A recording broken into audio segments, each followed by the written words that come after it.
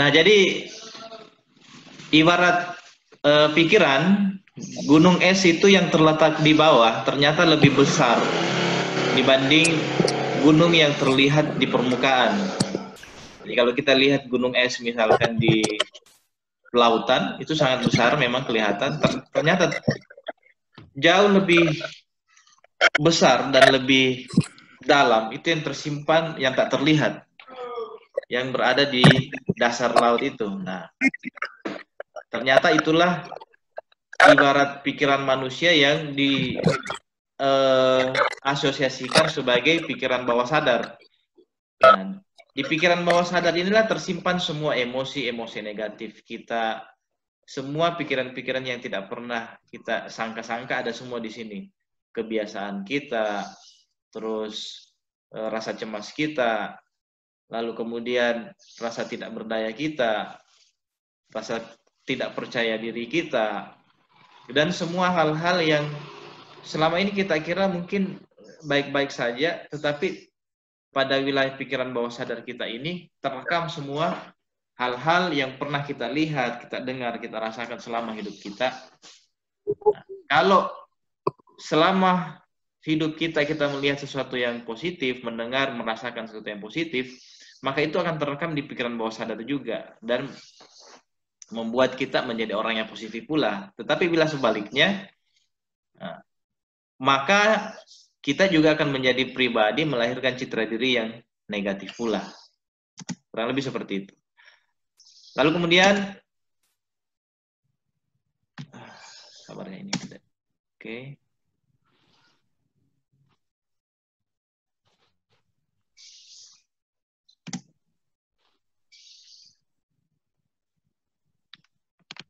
Nah, ini area kritik atau critical factor yang saya sempat singgung kemarin ya. Bahwa di dalam pikiran kita ini ada yang namanya penjaga pikiran, polisi pikiran, bagian keamanannya pikiran kita ini. Itu yang disebut dengan area kritik atau critical factor. Nah, area kritik manusia berada pada pikiran sadar, ya, tentunya berfungsi untuk membandingkan informasi yang masuk. Membandingkan informasi yang masuk. Jadi kalau kita sekarang, taruhlah usia kita sekarang, ya beragam ya, ada yang 30, ada yang 40, ada yang 20-an. Nah, selama umur kita ini, tentunya sudah banyak informasi yang masuk, mulai dari kita kecil sampai sekarang. Nah, itu berarti ketika ada informasi yang baru akan masuk di pikiran kita, nah, kita akan memfilter informasi atau membandingkan informasi yang baru kita akan terima. Nah, yang memfilter ini itu adalah area kritik namanya atau critical factor. Dia membandingkan informasi yang pernah kita terima, keyakinan yang pernah kita terima dengan informasi baru, keyakinan baru yang mau masuk. Nah, ini adalah area kerja dari area kritik. Nah, letak area kritik ini berada di pikiran sadar. Jadi lapisannya ada di pikiran sadar. Sebentar saya akan tampilkan gambar ilustrasi letak dari pikiran sadar. Pikiran sadar, area kritik, dan pikiran bawah sadar. Nah, ini model pikiran. Jadi model pikiran kita, manusia seperti ini modelnya. Nah, ini adalah, sudah kelihatan slide-nya ya, teman-teman? Ya, Model pikiran? ya. Sudah ya? Oke.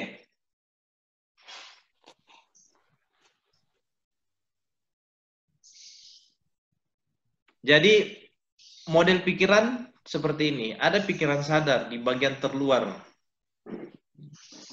Lalu kemudian, pikiran sadar ini ada bagian yang namanya area kritik atau critical factor. Nah, ini dia ini yang garis putus-putus. Nah, ini bagian dari pikiran sadar. Nah, tugasnya apa sebagai polisi dari pikiran kita? Mengkritik semua informasi yang masuk, membandingkan semua informasi yang masuk. Nah, setelah pikiran sadar, lalu kemudian kritik area atau area kritik, nah di bawahnya lagi ada pikiran bawah sadar kita. Nah, Disinilah pikiran bawah sadar ini yang melahirkan kebiasaan, emosional, rasa malas. Nah, pikiran bawah sadar itu juga rasa malas ya. Jadi kalau kita malas-malas itu berada di pikiran bawah sadar. Nah, sedangkan di pikiran sadar kita itu ada analitis, rasional, willpower, ingatan. Nah, semua itu ada di pikiran sadar kita atau area kritik kita. Dan makanya kemudian dia menganalisis semua yang masuk, informasi yang mau masuk di pikiran bawah sadar kita. Lalu kemudian pikiran tidak sadar, ini tadi yang saya sampaikan. Fungsi organ, kekebalan tubuh atau imunitas tubuh itu ada di pikiran tidak sadar.